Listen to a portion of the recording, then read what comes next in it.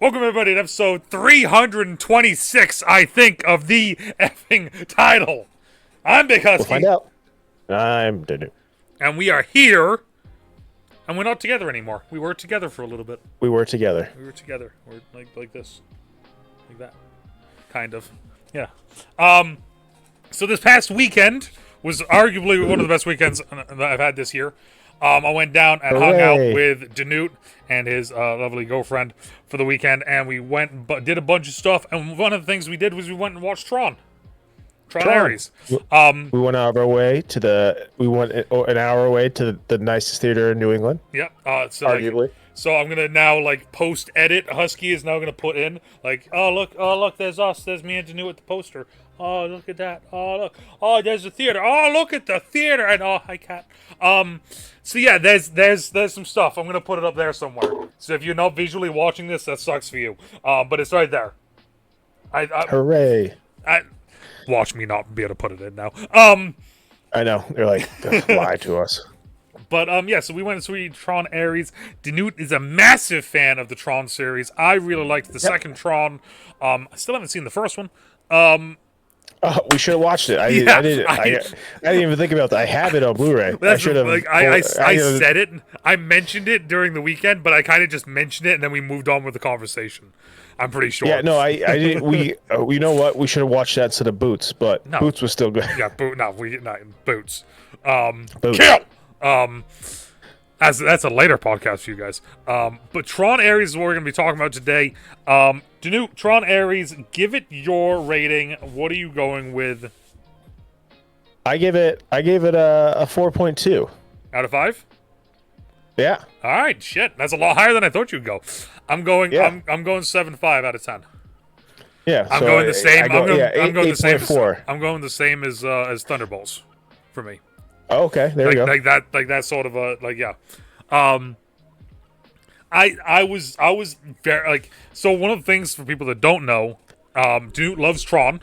DeNutte hates Jared Leto. No, all right, no, all right.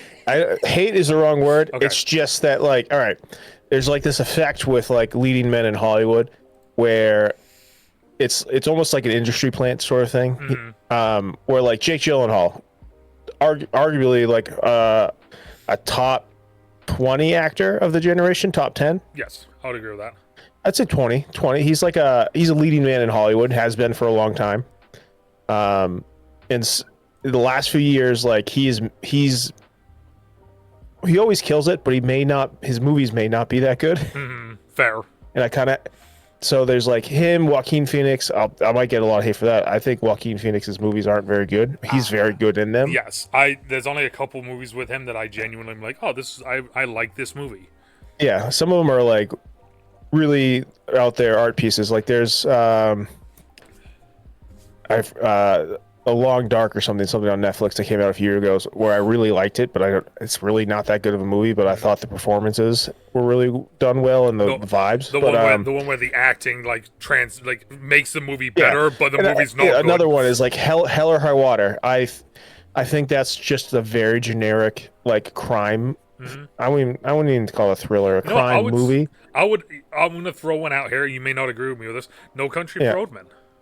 That's the next one. I was going to be you could make that argument, but that one I feel like the story was good, but I just think the acting takes it to that next level. Yeah. If that movie was done by a poor cast, then that wouldn't have gotten the accolades it did. Yeah. Same thing with No Country, which had one of the overlapping actor Jeff Bridges. Right. And then oh my god! Sorry. I'll tell you in a second. Continue. Yeah, so I don't know. I just gotta feel I saw this a TikTok of what it's this joke about how let's look at the last few movies Jared Leto's been the leading man in, and it was Morbius, House of Gucci, mm-hmm. Both bad movies, and then and they threw Blade Runner in there, and I was like, whoa. Blade Runner may have not done that well, but that was a perfect movie. That was one of the few 10s in the last few years. what's funny because I wanted to look just because I know Leto's been in a bunch of different things, right? I know he's done some certain stuff. I know that I have the very unpopular opinion of thing that I think he could have been a good Joker. We just needed more time, right? Yeah. But I just wanted to see because other than the Joker stuff, the main ones I remember and know him from obviously is Morbius. Everyone knows that one. Dallas Buyers Club. Yeah, which he was amazing in. Fantastic in. And then the only one other than that one, and I'm not even joking, literally the only other one was Fight Club. That was the only... No, it was Fight Club. Lord of War. Yeah, I no idea. Like, genuinely, that for me... That's an awesome movie. He's Nicolas Cage's brother. He's like the second lead character. Oh, see, I didn't know. Yeah, because I have the... He was young then, because that was like early 2000s. Yeah. I wouldn't say... I mean, he's probably 30, but... Oh, he's in Phone Booth, too. Yeah. He's been around for a long time. So the reason why I giggled was because of course, like I said, I was looking at his movies that he's in, which then leads into the movies that he's going to be in. And do you know what next movie he is going to be in? I do not. Masters of the Universe. Okay. He's not He-Man, is he? No. He's Skeletor? Yeah. He's Skeletor. Okay, I mean, that kind of tracks. He might be good at that. Yeah, I could see it. Yeah. It's funny, I'm looking. This has a really cool cast. All right, give it to me. So He-Man. So He-Man is Nicholas Galitzin? No clue. Camelia Mendez is in it. Then you got Jared Leto. You got Alison Brie. You have Idris Elba. Shout out. You have Hafthor Bjornsson. Yeah, Hafthor's in it. So I mean, yeah, there's more here, obviously. Morena Baccarin? Is that what you say her name? Yeah. Yeah, she's in it. She is the sorceress of Castle Grayskull. I just saw a commercial with her in it, and she pronounced her name Morena Baccarin, but she pronounced her first name in a way it's not Morena, it's something else. I was like, oh, I've been saying her name. Just completely caught you off guard. Yeah. Yeah. She was at Homeland. That was a really good show. Oh yes. Homeland. Is that it? I don't know. Yes, whatever Homeland. the spy show was. Yes, Homeland. She was in Gotham. Okay. Serenity, Firefly, Deadpool. Yeah. But okay. Anyways, we get off track now. Just like I said, that was the reason why I giggled, was because thinking of Jared Leto as Skeletor and doing the giggle and running, that meme. Yeah, exactly. That fits. It fits. So apparently, as of right now, monetarily wise, it is stumbling. It's not doing great. That's the funny thing. I think that's like more of like of the whole the movie industry as a whole. Because like we talked about this with like top movies of the year so far, and like we were talking about that on one of our recent movie podcasts, and I can't remember which one that was. And we're looking at like the top earners for the year, and for like we went pre-COVID, and it was all Disney movies. This is a Disney movie. It got 33 million this weekend. Yep. But that was the top of the box office, and it was topped by a lot. Which is the next was 8 million. That's kind of crazy. That 33 million is the top. Like, and so like that's like, I feel like that's more of like a. I mean, that's domestic, I think. Yeah. Or is it? So I don't know what it. Let's look. Which is funny. It's like so I'm looking right here. Out of 2003 rating, it has a 4.3. Yeah. It's a really good movie. 60 million globally. 60 mil globally. Tron Ares is so bad it makes you wish AI would hurry. Okay, that's whoever the hell wrote that is dumb. So let's. I enjoyed it. So like a lot of people were like, it was a 2-hour music video. Sure, but you can say that about, I guess, Legacy too. Fair. I do like that. It might be gimmicky, but I do like that they went to like a single band soundtrack again. See, like score. I don't gimmicky, yes, but at the same time, for me, it's one of those things where like I think of Tron, I think of what they did in Tron Legacy, right? Was that the second Yeah. one?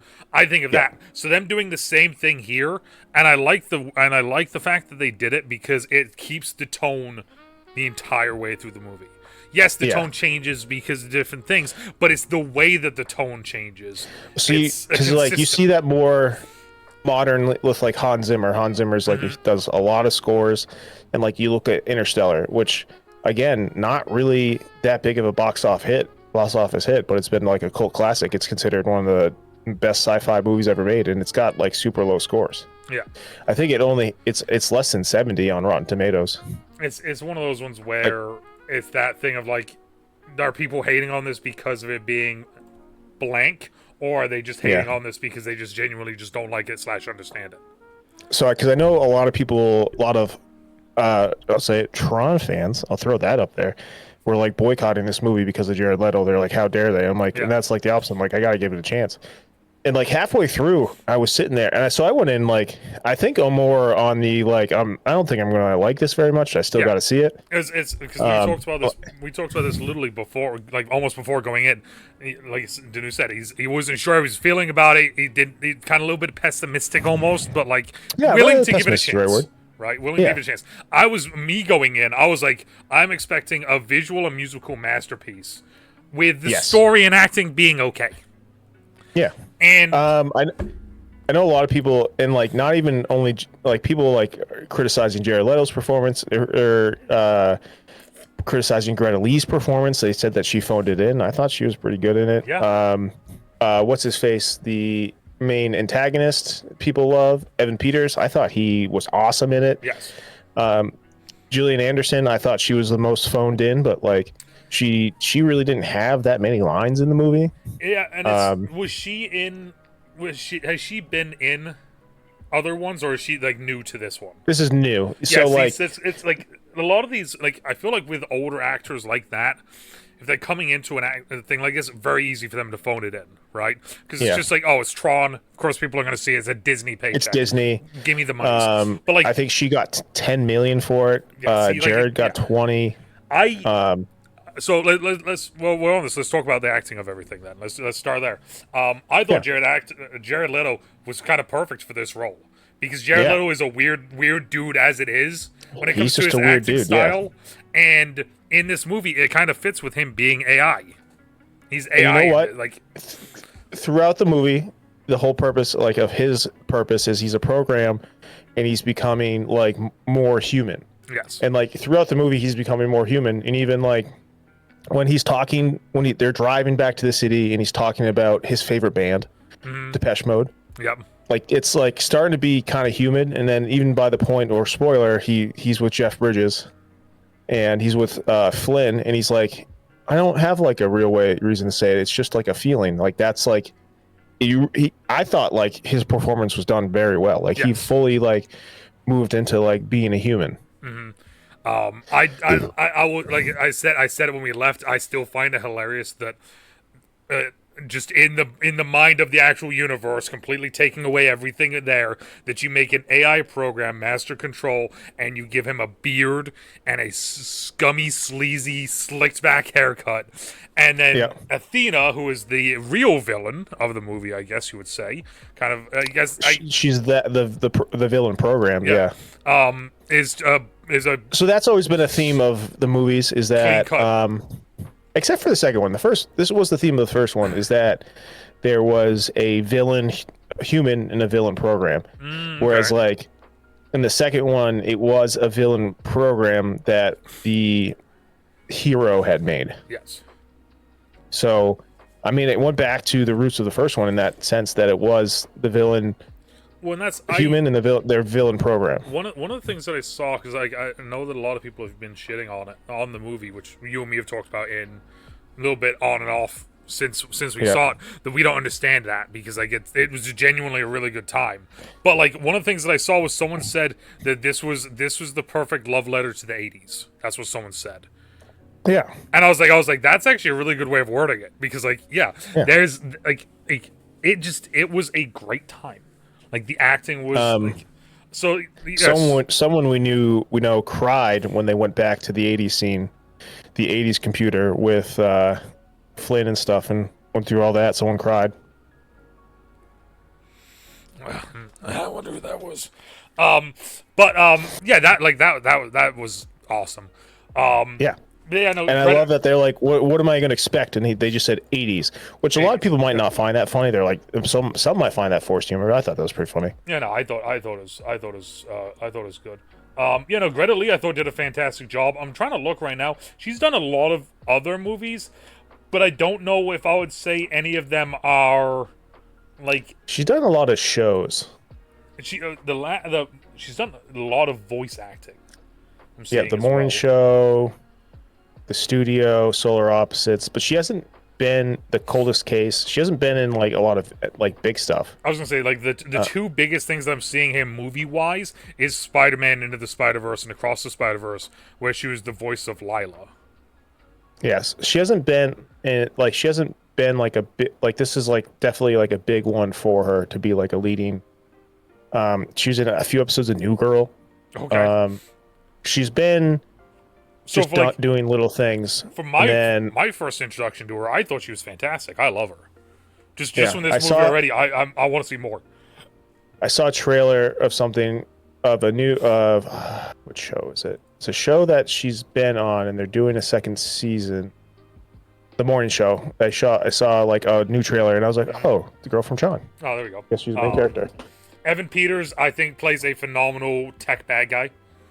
Yeah, he's great. He's quirky. He's greasy. He's definitely like he's got like he's covered in tattoos. He gives off like tech Yakuza vibes. And I like the fact as well that like when he's talking to the program, you can kind of almost sense the nerd in him. It's like, you're gonna disrespect me? You're a programmer? Like there's a lot of like that, like, in him, and he, like, it comes out, and I thought it was a fantastic job. I'm just kind of look. A person who played Athena, Jodie Turner-Smith, I thought did a good job, because at first you see Athena and you're like, okay, this is like the right-hand man in I'm unfamiliar context. with her too. I am too. Queen and Slim. I heard good things about that. Didn't see that. She was the main character in that. Looking at it, I haven't seen any of these things that she's been in. I mean, the only Bad Monkey. I started watching that. That was pretty good. Bad Monkey. I didn't know she. I saw the first episode. She's in Murder Mystery 2. I didn't see either of them. She's in The Last Ship, which I stopped watching, but that was pretty good. At first though, it's kind of like you think like, oh, she's just gonna be kind of like a side character that's just kind of there. The Acolyte. Yeah. Oh, she was in the Acolyte? Oh, she was the mom in The Acolyte. Okay. Which I enjoyed. I just assumed that she was gonna be just like another person that's there, sort of thing. Yeah. I wasn't expecting it to be like, like Cameron Monaghan. Yeah, just randomly showing up. Yeah. I thought it was gonna be that sort of a thing, not the fact of like, oh, you told her to like bring her back no matter what, so like she's actually going to like fully just like destroy everything. Got it? Like, yeah. And then the last one really that I was gonna say was Arturo Castro. Yep. He was funny. He was the little comic relief. Which we joked about was that he played the exact same role in Roadhouse that he did in this. But dumb. This one he was the smart tech funny guy. The other one he was the dumb lackey guy. Also apparently he's in Weird, the Ali Yankovic story. He was in the Billy Lynn's Long Halftime Walk. And once I saw that he was on that, I was like, oh, I remember his character. Okay. He was just kind of there. He's got a lot of stuff. He's got a lot of stuff coming. He's in a lot of stuff. Yeah. Yeah. But acting wise, he's in Narcos for a season. Oh shit.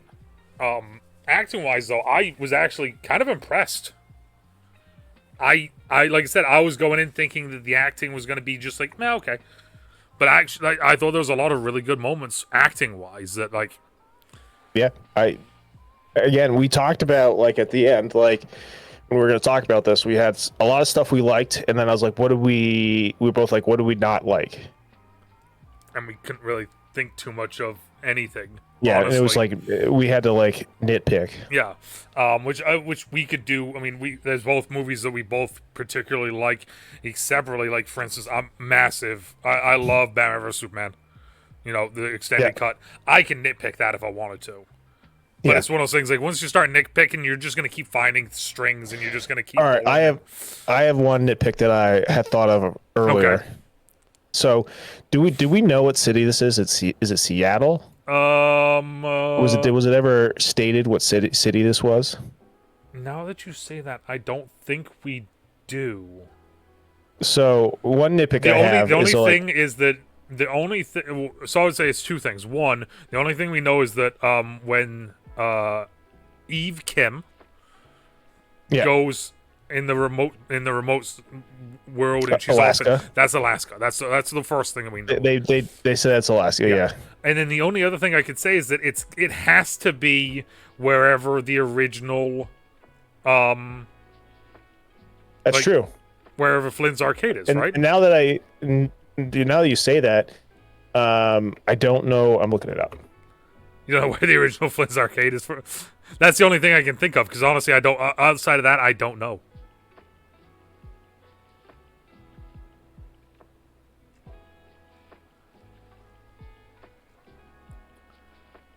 You know, that's a good catch because I have no clue. Oh, it takes place in Vancouver, which I didn't know was in Canada. All right, fair. It takes place in Vancouver, British Columbia, and it was filmed there. And so, like that bridge they go over is like an iconic Vancouver bridge. I guess which is West Coast. So it is West Coast, which makes also sense why they got there quickly from Canada. Yeah. Yeah. So they were on a flight back 4 hours. They were already on a private jet. They're on their PJ back. So my nitpick. All right. So Dillinger Industries, where like all the bad guys get printed. They only live for 29 minutes. We didn't say that yet. They have the whole point of the movies. They're getting the permanence code so they can last indefinitely. Mm-hmm. So at any time, a few times they have to race from Dillinger to NCOM, which is in the city. Mm-hmm. Like if you look at where the place is, it's in the middle of nowhere. Like, and then you have to go out like into the city. You got to go across the bridge into the city. I don't know if you've ever driven into a city before. It doesn't take 5 minutes. Yeah. No. So like a lot of times they're like, yep, we're 13 minutes from NCOM. Like I don't know anywhere you could get. Yeah, like, have you ever driven in Boston, like Boston or New York? Like, obviously, I guess Vancouver's not as big as those cities, but if you go to like go Portland, right? Portland, Maine. There's a brewery we'd like to go to, and then we go from that brewery into the downtown Portland. That drive alone is like 18 minutes. So like, to go from like the middle of nowhere into the heart of like a real city, it does not take that short amount of time, even if they're driving fast. Like now that you say it makes like because when they were driving back. And they stole the car, and then they were going across the bridge, and he's giving the update. I'm sitting there, and it's like, it's only been like 20 minutes. Like what? Like they were out in the middle of the forest. Yeah, so like I guess that's a real nitpick where like that's a continuity thing where like and so even when she flew there, it took like a while. Yeah, it took a long time. I will say that as the crow flies. So. My only other nitpick, and it's simply just because I'm literally looking at the plot is written here, right? Yeah. So this is now a new nitpick that I have. Is it says 15 years after Sam Flynn attempted to retrieve his father Kevin from the grid. I didn't know it was 15 years. They did a decent job of showing this is the timeline. Did a terrible job of telling us this is how long time has been. It felt to me. Yeah, I get. But and the funny thing is, it has been 15 years. So maybe that's just what in 2 months it will be 15 years since Tron came out, Legacy came out. Then yes, that's maybe they're saying like a thing you're supposed to kind of just pick up on, or like. But I guess but also no, it could have been 5 years. Like it's a movie, so they could have said it's been 30 years. I don't know, but so that was like one I had like where I was like, fair. Well, that's fair. So I will say this while we're on the story. like you said at the very beginning, me going in, I thought the action was going to be okay and the story was just going to be okay. I thought this, now that I've been thinking about it more since watching it and being getting ready to record this and talk it over, I actually think the story was actually very good because it was simple. Yeah. It was simple enough. There was no major twists. There was there was like a minor like oh shit sort of thing. It's a couple of them. And we had mentioned this, like if Jeff Bridges hadn't spoiled that he was in it, him showing him like pop up would have been like a really great surprise. Yes, it would have. Like that's why everyone kept thinking like maybe Sam and Cora were going to be in it because it was like we're keeping it on the low. There's references to them. Yes, throughout the movie, which I thought was good. It was intriguing because like we had talked about like are they going to be back? Are they not? Like, is it going to be a secret? Is it like what like? So them doing the little like just kind of a picture here, a picture there, the name here, the name there. You know, it's like okay, that's kind of a nice little I saw an early review and there was someone's like they retconned Legacy. They didn't mention Sam Flynn at all. And I was like, after I watched it, I was like, they mentioned him a few times. Yeah, like there's one like right off at the very beginning. They're like, who is this mystery girl with Sam Flynn in like one of the flashback like news article things. So I thought the story was very well contained because it's literally we had a conflict. Encom versus Dillinger. Yep. They need to find a code, and it's this battle to get the code. It's the battle of any tech company. One company is really willing to break the law and do very awful things to get it. Well, that's within 10 minutes of the movie, you're already what is Dillinger doing? We're trying to make the ultimate soldiers. Here they are, and if he dies, we can just make a new one. We can make whatever you want. There's the bidding. Everybody drives off, and as everyone's driving off, then suddenly the things get destroyed because they can only last 29 minutes. And it's like, oops, didn't tell him that. He's like 4 minutes, and I was like, I wonder what that means. And then it's like it goes to that, and then it goes to Eve in Alaska, and what are they doing? Well, they just made a orange tree because that's like their whole thing is they want to better the world. They want to feed the world. They want to do this and that. Immediately, there it is. That's what we're doing, and I think hit it on the head really well when we were leaving. That one of the reasons why people may not like this is because it is more seen. The movie is more seen through the eyes of the bad guys. Yeah, because the entire movie. Because I was saying it's always been a movie about the good prevailing against evil, and this is the movie of evil getting beaten by the good. Because our main character is a bad guy, and like everyone like. Kevin Flynn, good guy. His son, Sam Flynn, good guy. This movie, Jared Leto, designed to be a bad guy. Yeah. Or, I guess, in the eyes of the moviegoer, he's the bad guy. Yes. Dillinger,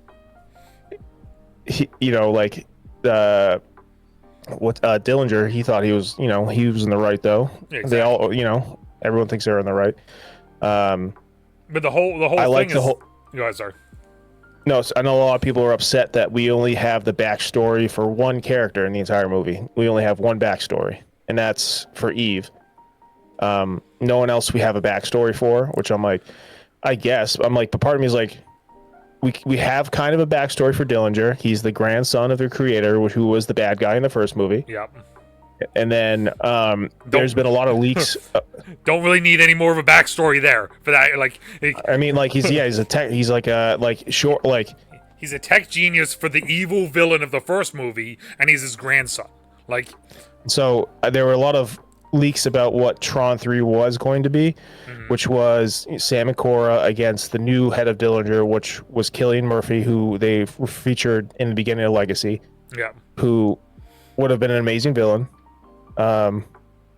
It's Cillian Murphy. He doesn't miss. Yeah, exactly. And so there's talks about that. And the story were a lot of parallels because it was about like bringing programs. It would have been like they took a lot of the aspects of that original story and brought it to this one.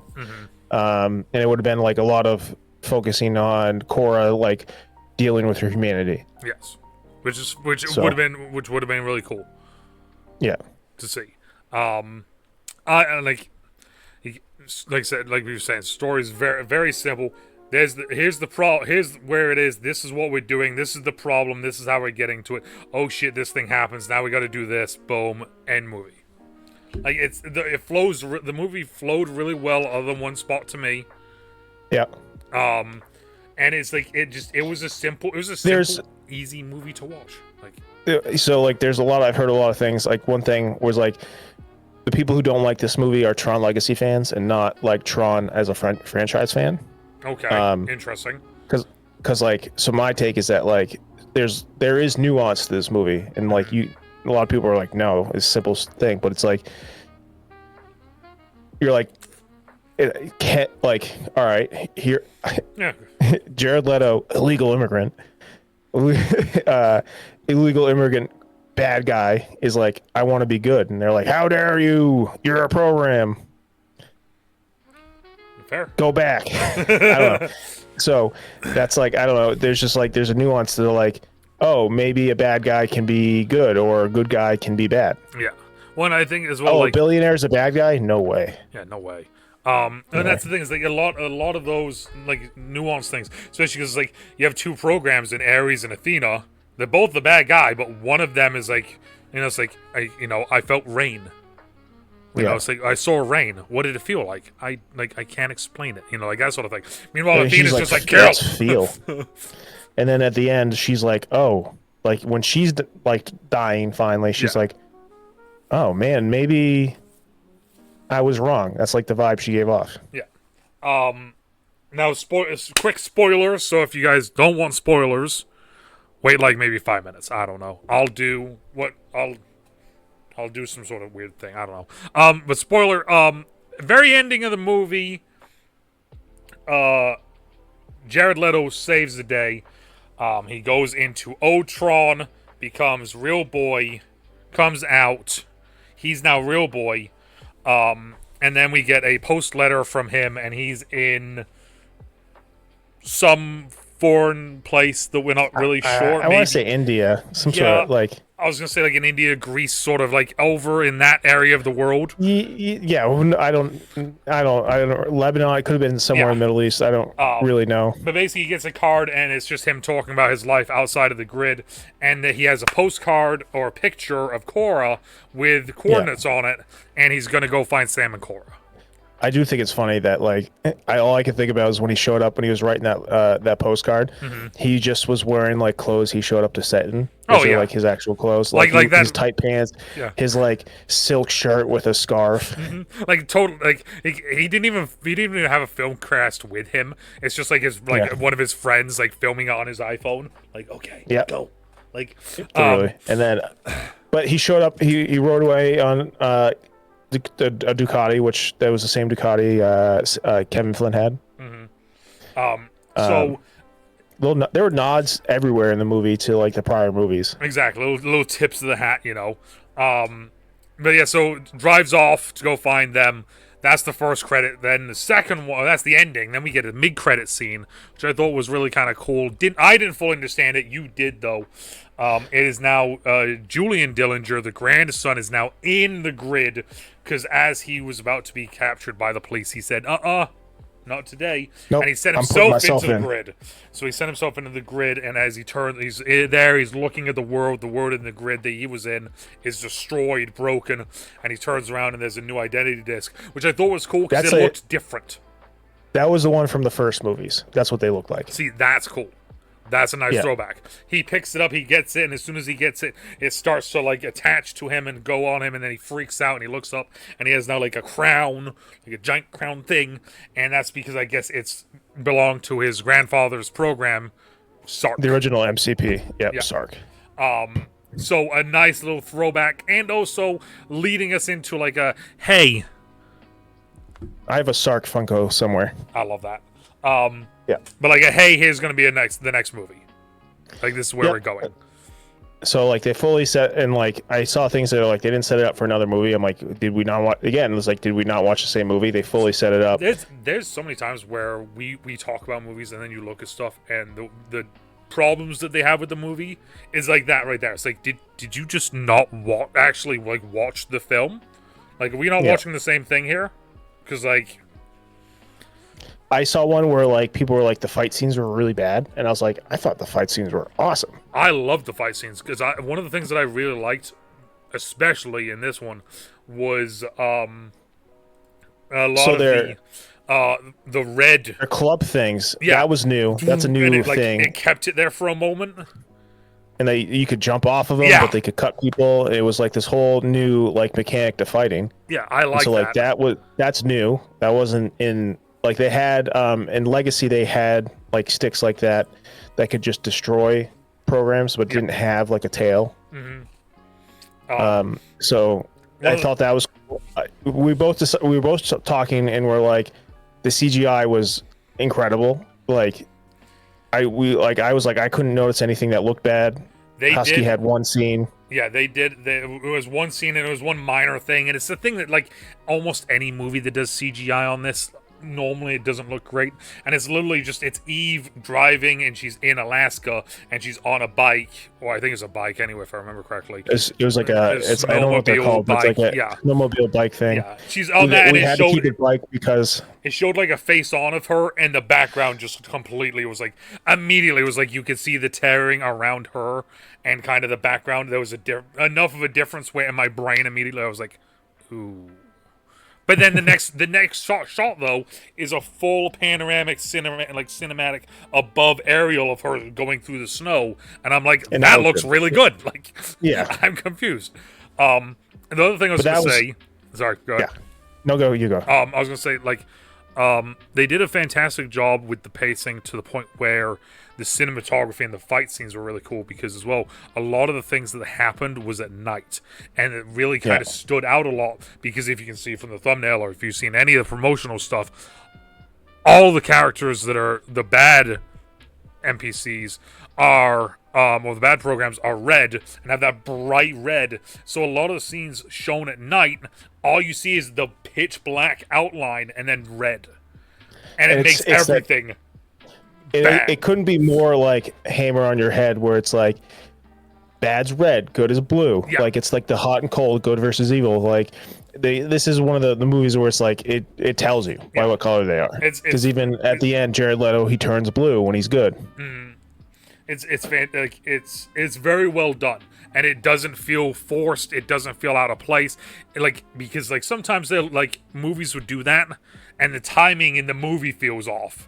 Like it was just daytime. Now it's where in this movie, like you can tell almost like it's like it makes sense with how the time of the movie is going. It is funny because like every scene with the programs in it in the real world, it is night. Yeah, and like I think it would have been hard to show it during the day. You wouldn't have gotten like the real full like color scheme of it. Mm-hmm. But like the bikes driving through the city. Like the final battle scene, it was all really cool. Great. Cat's pulling stuff out. She just pulled out my Kingdom Hearts Tron Funkos. Love it. And the only last thing I was going to say is the music, and I don't think we need to say much. It's 9 Inch Nails, bro. Like, yeah, you know what? I've never listened to 9 Inch Nails prior to this. I said that to you. I've heard of them. I know of them. I know of their music. Yeah. But then like this movie, like I was like, I want to just listen to a couple things. And I was like, okay. And then since like I've been home now, I've looked up a couple of things and I'm like, all right, yeah, this is And that's the thing. I heard one nitpick about the music is that one of the songs is like a recycled beat, like a chord progression they used in another song that they had prior. Oh no. So that was one of the things I heard, and I was like, whatever. So I thought it was, I don't know, I just didn't, I loved it. None of the songs I was like, ugh. Yeah, it was like anytime it came on, and so again we went saw it together. Oh yeah, cats. So it's these stuff that like it's all from when I bought a house. I was gonna start. Oh, I didn't show you these. These are Tron Legacy IMAX film reels. Oh, those are sick. Framed. So I have a few of these that I want to put into a shadow box with a light in it. Yeah, it's hard to see. Yeah. That would look cool. So it's all like, it's two scenes side by side. It's cool. Yeah. Yeah, no, that's cool.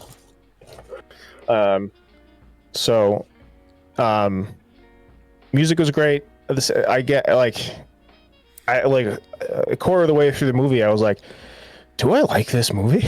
Yeah, Am I loving this movie? That was the funny thing is like we the movie ended. We walked maybe like a couple minutes through the theater, through Jordan's furniture, down an escalator to the car, and then when we finally got in the car, then it was so what'd you think?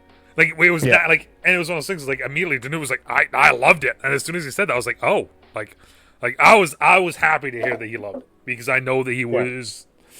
But yeah, so now the only thing I was gonna say, kind of put a nice little bow on the whole thing, right? Was this? At least on my end. I don't know about your end, but on my end, put a nice little bow on it. I was gonna ask you. So where do you think 4 will go with how this ended? Like, what would you think the? Well, I don't. At this point, I don't know if we're gonna get a 4. So like, I don't either. It's not doing that. It's not doing that well. We know Jared Leto financed a lot of the movie himself. Mm-hmm. He got $20 million to be in the movie, so I don't know how all that payment works. But that's like just to pay him was like almost as much as they got the first weekend. I did see that. I know there's a big push for Tron because in Tron, Disney China, they came out with the roller coaster first, and then they brought it to the Magic Kingdom in Florida, and I just rode it recently, and they actually have a special event right now because of Tron Ares where it, like, when you get on it, it's all blue, and it gets corrupted and everything turns red. Okay. Oh. And so like it's a very cool. Like the ride itself is very short, but it's one of the new Disney favorites because it's so good, but it's just very short. Like, if you're not familiar with it, you ride a light cycle from Tron Legacy, and that's the roller coaster. You're on a light cycle. You're on a light cycle run, and you're in like a mock battle. So like, I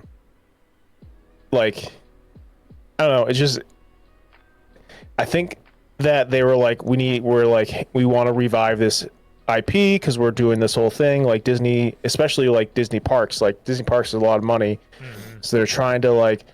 Like whenever like Hasbro wants them to come out with a new toy line, they come out with a new show. It's like the same sort of thing as like Disney has some sort of motive to like push this Tron movie. They want they want the whole park thing. Like, yeah, because like maybe if it did really well, we'd have a Tron area. Because that's one of the things. Cats find more stuff. You got my. Yeah. Boo. Yeah. That's what, like, it's one of those things where it's like, oh, that's sick. Yeah, the battery's in. It's one of those things where it's like, sometimes it's copyright stuff too, right? Where like the trademark's gonna run out if they don't re-up it or something, right? Yeah. So then suddenly now you gotta do a new thing. So that's it. And I just saw real quick here. Here's a couple different. Let me just read this one. It's 2 here. Tron Ares is essentially a laser light show redo of the first 2 Terminator movies, with Eve as Sarah Connor, minus the suspense, the scares, and the witty dialogue.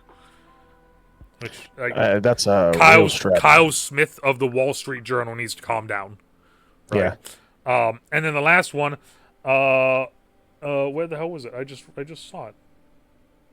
Oh, David Ulrich, which I'm pretty sure we've said his name before, praised the score by Nine Inch Nails as playing a pivotal role in giving the sequel its own sense of violent self-identity. Yeah.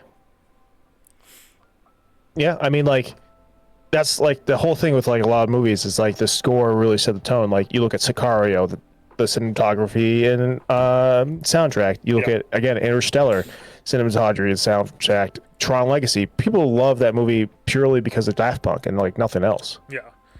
So I am very hopeful that the movie picks up. Hey, maybe we'll get another one in 15 years. Who knows? That's right? I don't know if I can do another review in 15 years of this. I don't know if I can wait that long. Because I did like it, and I would like to see a 4th one. I would like them to bring back. I would like them to bring back Sam Cora, bring in Cillian Murphy. Like, have now he's got to take over the Dillinger after all this stuff happened. He's got to take over Dillinger, and then also, why not throw this in there? Have that be his kid. Because 15 years, right? Well, they didn't say. Yeah, because they didn't say. They didn't say who his dad was. He was he was a Dillinger. He was that was his dad. He was part of the family. Yeah, so it might be his nephew. It would be his nephew. His I nephew, think. okay. Yeah, so like have it be that sort of thing where it's like it's like I'm gonna go get my nephew sort of thing. Like like who knows? I'm spitballing here. I don't know. Spitballing, right? You're like, I want more. That's the thing. Is like I do. I genuinely do. I thought it was I genuinely liked what I saw, and I would like to see another it's just so sad because like it is getting so much hate. But you know what? Legacy got a bunch of hate when it came out too. People were like, this movie sucked. Which is it's one of my favorite movies. It's like for me, it's like a top 3 personal favorite movies. Not like it's the best movie. It's like one of my personal favorites. Yeah. Tron's up there. Tron is a very dated movie, but at the same time, like you didn't have CGI movies coming out in '82. Yeah, you just didn't. There's a lot of these things where it's a completely brand new medium, brand new, just kind of. It was people wanted to nominate it for the Oscars, and it got it got barred from being nominated for an Oscar because they're like using computers to make a movie. That's cheating. And now look where we're at today. Yeah, I know. So the following year they made like CGI stuff because of that movie. So I don't know. I want there to be more, and I think like the whole thing I was saying with like Disney parks and stuff, there might be more, but it's just the money. That's unfortunately it might not be there, but that's the thing, right? It's. I mean, like it's going through the same thing with like Marvel right now. Like Marvel's put out far fewer projects because they're just not getting the money they used to. Yeah. And so like, I don't know. It's tough with Tron because like Tron is. People are like, because I know a lot of people were like, why do we even get a third movie? People don't care about Tron, you know, like. It's always that thing of like, just because it's a cult thing, then it shouldn't get the love and the respect that, you know, like that sort of thing. Yeah, that's silly. That's silly. It's silly. But, well, that's all I got for it. Was it budget? 180 million. We got 180. Yep. Which you think about it, isn't that it's a lot of money? But compared to like stuff that has come out. Oh yeah, I mean like that's like. Like look at that like Millie Bobby Brown, Chris Pratt movie that came out on Netflix. I think that was like 300 million. Jesus Christ. For like that piece of shit movie. Oh, there's a new one with our boy Star-Lord in it on Amazon that looks absolutely awful.